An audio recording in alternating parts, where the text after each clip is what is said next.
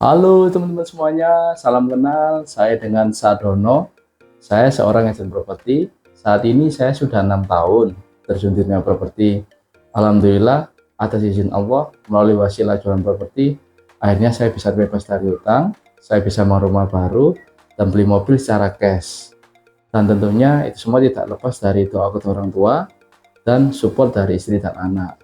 Namun, perjalanan saya selama terjun di dunia properti tidak semulus dan semudah seperti yang saya bayangkan.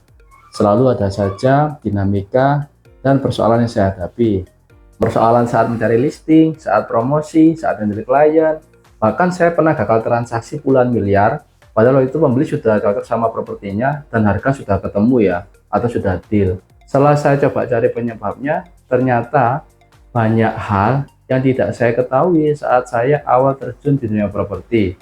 Mulai dari persoalan mindset, tentang dasar pengetahuan properti, tentang alur transaksi, tentang kewajiban menjual pembeli, dan sebagainya. Pada waktu itu banyak hal yang tidak saya ketahui saat saya awal terjun di dunia properti, yang akhirnya membuat saya berbulan-bulan tidak closing sama sekali. Namun dalam hati saya sempat berpikir, saya harus berubah, saya harus closing demi keluarga saya dan masa depan yang lebih baik. Dari situ akhirnya saya mulai belajar ya tentang jual beli properti. Mulai dari membaca buku, nonton di YouTube, atau di sosial media tentang jual beli properti. Saya juga sempat diskusi dengan teman-teman yang saya anggap ahli. Pernah juga sesekali saya ikut training atau seminar tentang properti.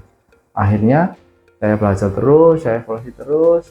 Proses saya sampai pada akhirnya izin Allah, saya mulai pencaturan pertama atau closing pertama di properti. Hingga akhirnya saya mencapai penghasilan 100 juta pertama pada tahun itu. Hingga diikuti tahun berikutnya saya mencapai 200 juta pertama, dan hingga sampai saat ini alhamdulillah saya bisa seperti ini. Beruntungnya setiap saya menghadapi masalah di jual beli properti, saya selalu penasaran ya untuk mencari tahu penyebabnya itu apa dan solusinya bagaimana.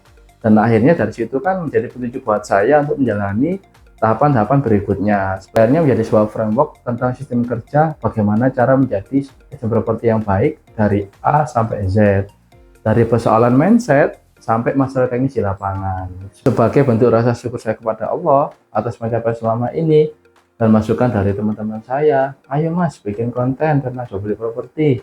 Akhirnya saya mencoba untuk memberanikan diri untuk berbagi atau sharing kepada teman-teman, khususnya untuk agent properti pemula, tentang bagaimana cara menjadi agent properti yang baik.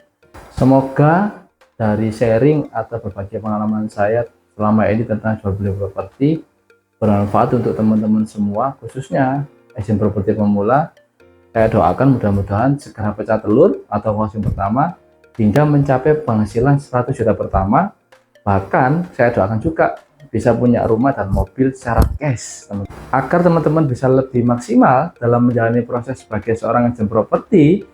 Ada baiknya teman-teman itu untuk pertama kali memahami alasan yang kuat mengapa saya memilih profesi menjadi seorang agent properti. Karena kenapa? Ketika kita mengetahui hal tersebut, karena itu nantinya akan menjadi fondasi buat teman-teman ketika menjalani profesi sebagai seorang agent properti. Menjadi lebih kuat dan produktif tentunya. Teman-teman pasti penasaran kan?